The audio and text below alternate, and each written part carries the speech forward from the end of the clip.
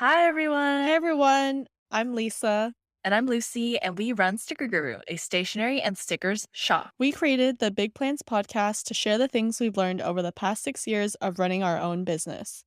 Hey, everyone. Welcome back to episode 8. How do you know when to quit? What's working versus what's not working.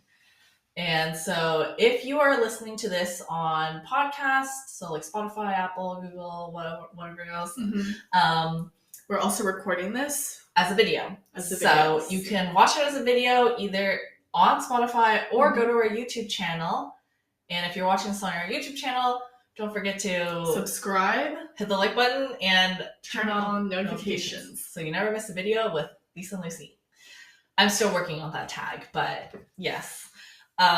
We are recording this together because Lisa's in Boston visiting, and we figured we might as well get as many podcasts done in person so that, one, our sound is better, I think, when we're together in person, and two, the video is definitely a lot better as well. Yes. So in this episode, we're going to be talking about some of the things that we have tried out in the past. And when we decided it's not working anymore, so let's just stop right into it. Let's talk about, we have a lot of different anecdotes for you guys, so it's story time. I want you to sit down with your popcorn, get your snack, your water bottle, your water bottle, emotional support water bottle. That needs to be, like, I need a sticker that says that. Right? I know. We might need to make some stickers that say emotional support water bottle, because that's literally what it is. Yeah. Okay, so our first one we've discussed before. It is our wonderful sister shop, Bujo Guru, or sister brand, I should say. I still love Bujo Guru so much in my heart, and I kind of wish that, I'm like, I wish bring back Bujo Guru. Let's bring them back. Maybe one day. But yeah, back in 2017, we launched our bullet journal sticker shop called the Bujo Guru, and it was like a whole other separate Etsy account. And we had like separate Instagram for it. We had like a whole PR team for it. Yeah. And like we had like releases for it. I was posting to the account 3 times a day. Like it was a good time. Yeah. However, at the same time, we were still running Sticker Guru. So it's literally now 2 brands, 2 sets of releases, 2 sets of posts every single day, 3 times a day, 2 influencer teams. Like, it was a lot. It was too much for us to handle, especially back then, like, where we just weren't as built out in our whole brand and like how we did things. Yeah, like it wasn't efficient at all. So it just kind of fizzled away. Like, I mean, we had to focus more on Sticker Guru. Yeah. So Bujo Guru definitely like took a back burner, and there was less and less new releases for it. Yeah. The social media stopped being active just because I got busy. And so it just fizzled out, and we closed the Etsy shop. But then we pivoted and we were like, let's add it to Sticker Guru instead. Let's add some items. We didn't add like all the items because there was literally over like 200 designs.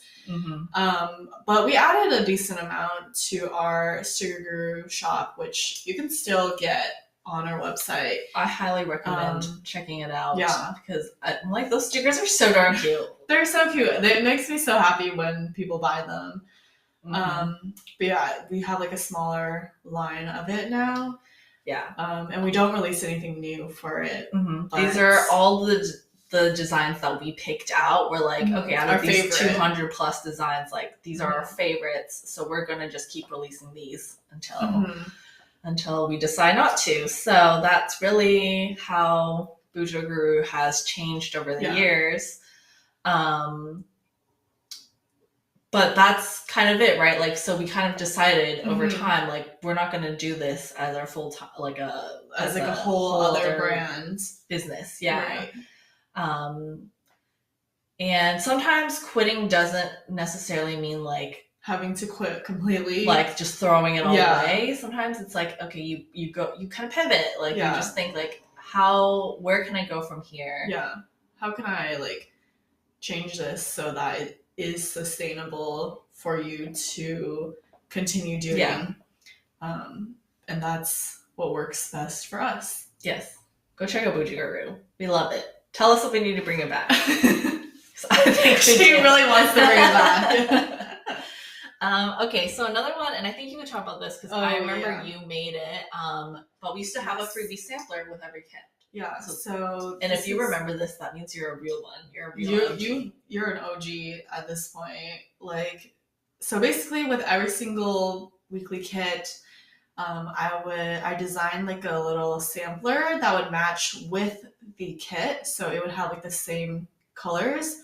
And basically, on this little sampler, it had like small icons that match like the color scheme, and then I don't remember if there was also like little clip art. I feel like there was. It was like little icons and little scripts, I'm pretty sure.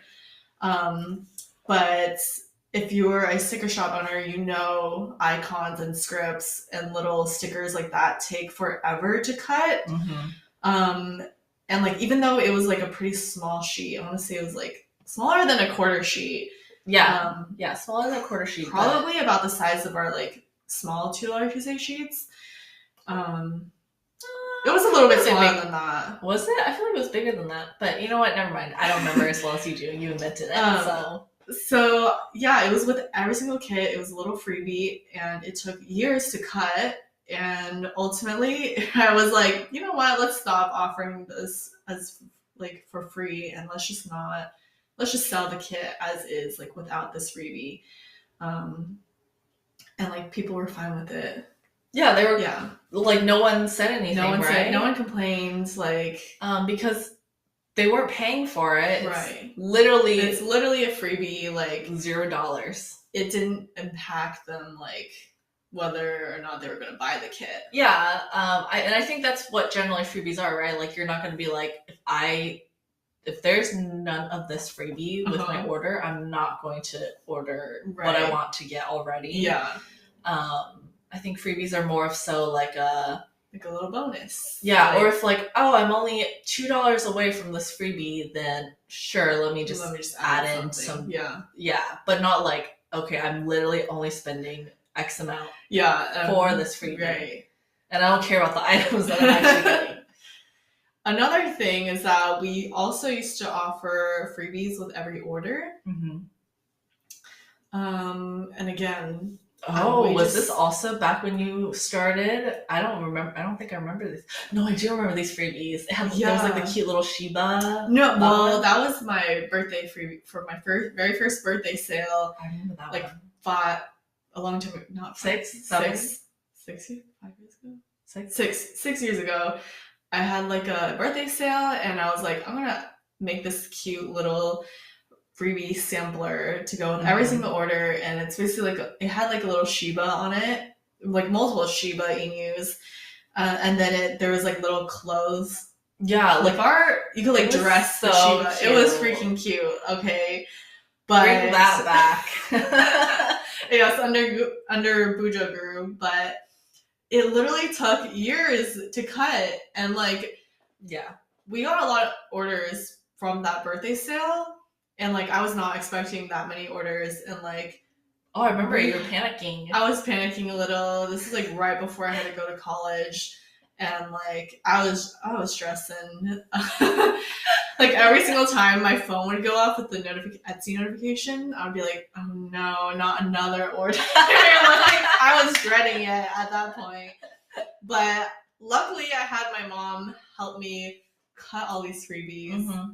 And she was complaining to me. She was like, these are taking like so long to cut. Why did you offer this as a freebie? I was like, I didn't know like there would be that many orders. And also like, I just thought the freebie was so cute. It is really cute, but yes.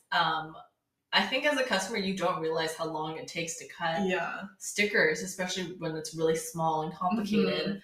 But and so you think like, oh, what, like a couple minutes? But it's like, no, it was like 10 minutes, 10, 15 minutes for a single sheet, and the sheet would have like 4 stickers on there. So that was definitely a lesson learned. So I guess the lesson for y'all is that if you're offering freebies, do consider like how long and how much time, how much money you're spending on these freebies, because it's not worth all of that time and effort. Yeah, like just for a freebie.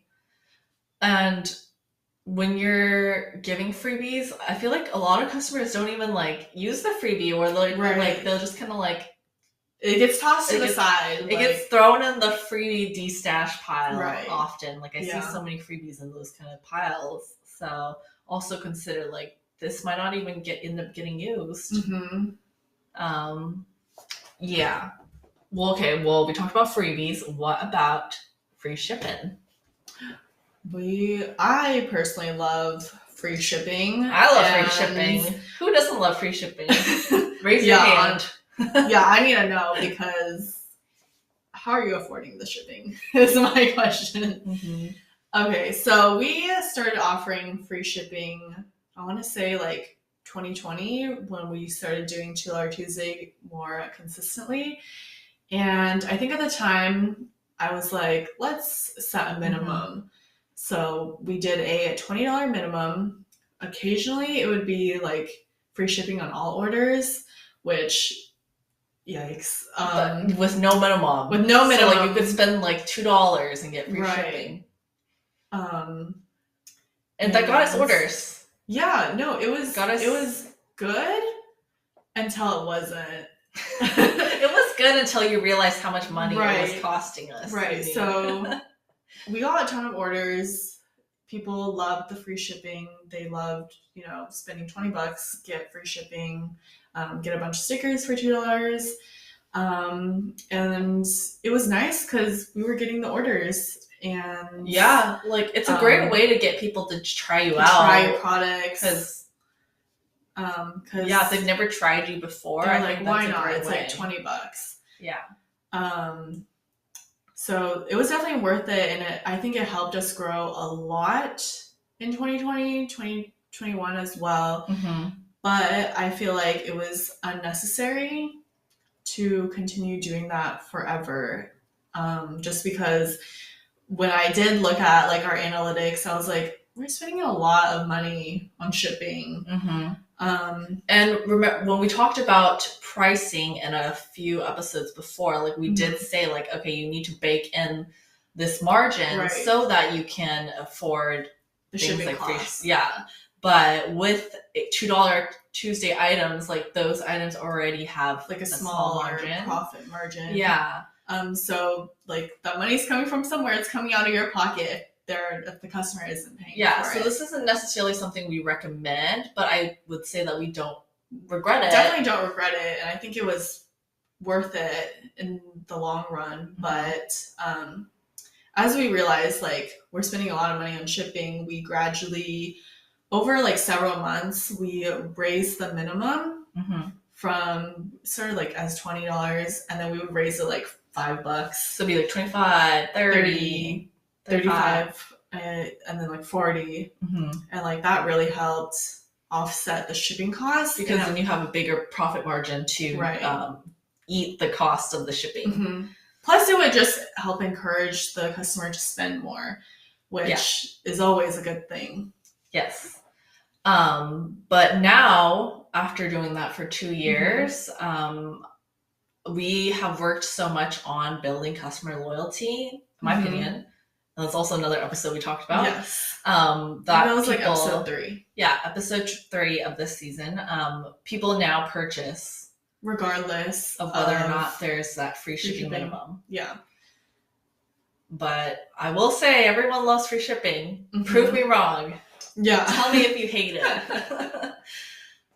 Okay, so another thing is trends. I think a lot of people are like, I saw some questions the other day about like how do you know when to get on a trend?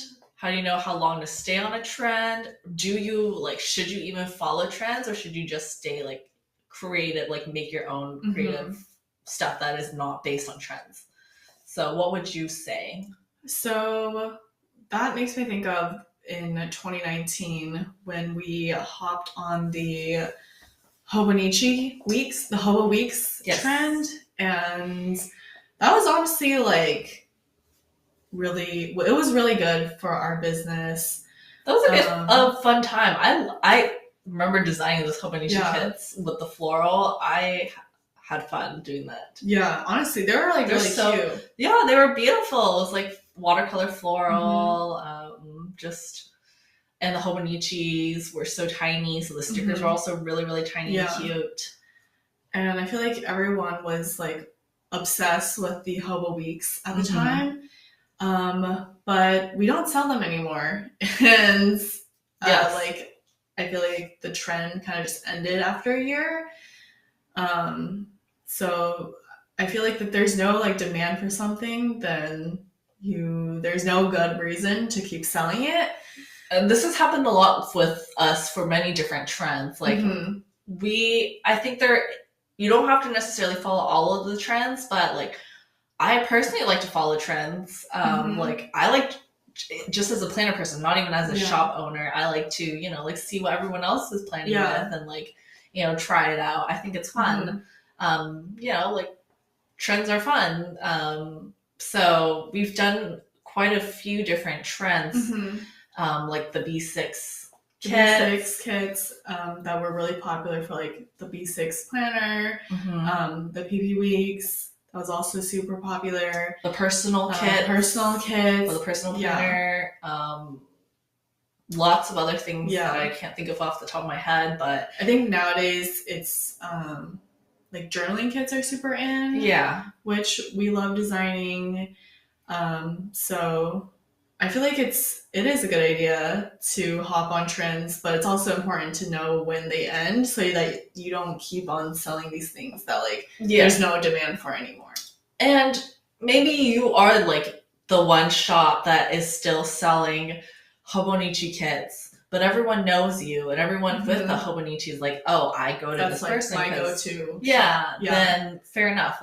Don't change if you don't want to, but it's more so for us, we like to be trendy and it's just fun for us because literally we're looking at these stickers all day, every day for years. Yeah. So and it's just nice to change things up. Yeah, change things up.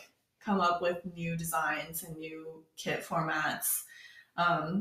Keeps things interesting, I feel like. Yeah. So for us, it just makes sense to switch or change with the flow, right? Because it's not in tech that's agile. Oh yeah, agile or I don't know. I feel like it's also pivoting, just you're not completely changing your whole business, right? Closing down your business, but you're just kind of all right, we're gonna kind of pivot in a slightly different direction. Yeah. Yes, I think that you can never fail as long as you're pivoting. Yes. There's no such thing as failure because you're just, slowly figuring it out as you go. Yeah. So how do you know if something is not working?